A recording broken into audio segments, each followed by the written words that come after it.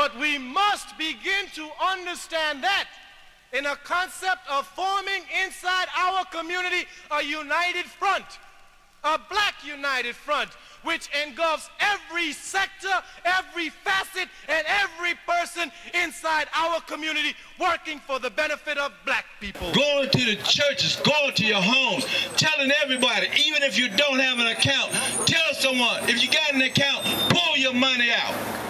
Find another bank. I don't care if you go to Bank of America. Take it there, because we're going to get them after we finish with Wells Fargo.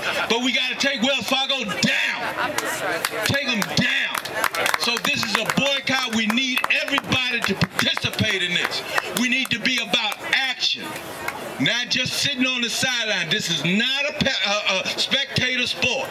This is revolution. Every single element, every single facet, from helping brothers get jobs, helping them reintegrate into the community, to protesting against this system of mass incarceration. I see it all out here, and that's what a movement really is. And I'm just happy to see it, because we're building this. It's not just like what people say every time. Secondly, I want to say, you know, early on when we were talking and we talking about the system of mass incarceration, and the sister was talking about what, you know, what causes it, and somebody yelled capitalism and somebody yelled racism. Well, I just want to say it's the same thing. That's what we need to realize, is it's not a mistake, it's not a trap. A lot of people talking about the 13th Amendment, and I'm with that, but it's more recent than that.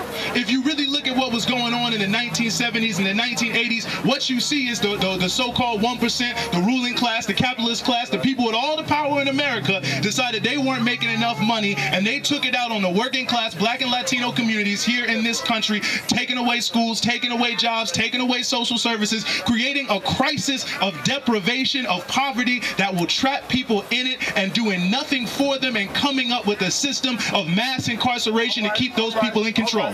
Because they remember in the 1960s when the ghettos rose up. They remember when it caused a revolutionary crisis in the early 1970s. And so they figured, we better put these folks in jail, because we're not going to do nothing for them, and we got to control them anyway. So it's the same thing. Capitalism, racism, all of it, mass incarceration is just out here to trap up working people every day doing what they're trying to do, and that is very important. And I think it's crucial we make this connection, because we talk about going to other countries, wars in other countries for so-called human rights. Well, you know, they have prisoners fixing the Humvees. They have prisoners making the uniforms. So really the prison system is intricately connected in multiple different ways to the system of capitalist imperialism.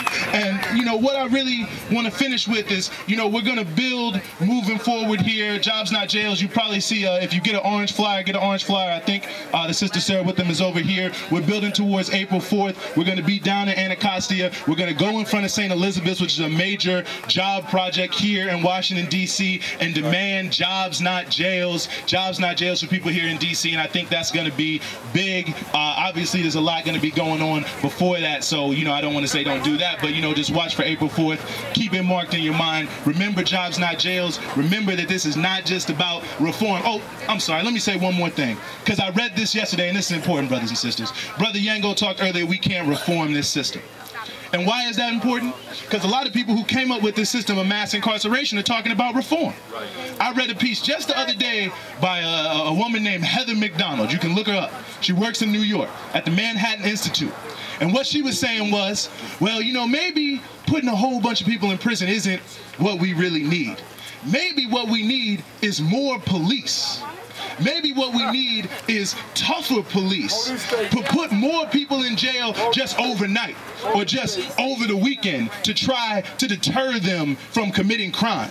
And so I think we need to ask ourselves, I mean, yes, we want to end mass incarceration. Yes, we want to introduce the numbers, but do we want to reduce the numbers in prison just to come back here on the street to have the police be militarized 2 times more than the time they are, to have no civil liberties, and to have them locking people up every day, criminalizing our youth? That's not what we want. So we need to talk about abolishing the system of mass incarceration. The prison system is rotten from top to bottom. We know that eyewitness testimony, not reliable.